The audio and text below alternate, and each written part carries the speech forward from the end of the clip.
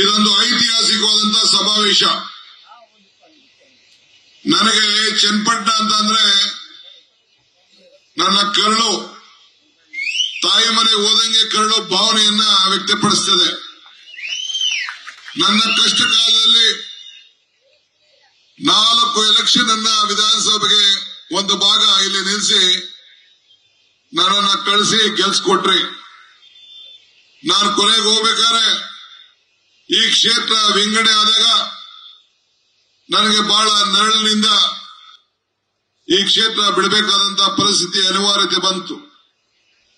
ನನಗೆ ಇವತ್ತು ಒಂದು ಆಸೆ, ಯಾವ್ದಾದ್ರು ಒಂದು ಭಗವಂತ ಅವಕಾಶ ಕೊಟ್ರೆ ಈ ಚನ್ನಪಟ್ಟಣ ವಿಧಾನಸಭಾ ಕ್ಷೇತ್ರದಿಂದ ನಾನು ಸ್ಪರ್ಧಿಸಬೇಕು ಅನ್ನೋದು ನನಗೆ ಒಂದು ಆಸೆ.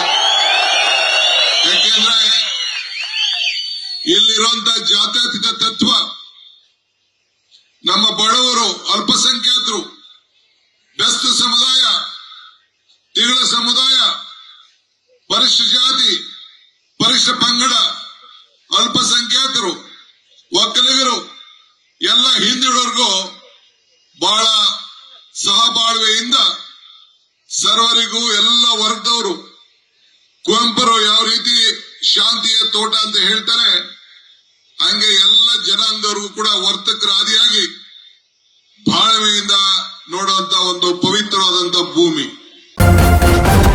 ನ್ಯೂಸ್ ಫಸ್ಟ್, ನಿರ್ಭೀತಿಯಿಂದ ನಿಮ್ಮ ಪರವಾಗಿ.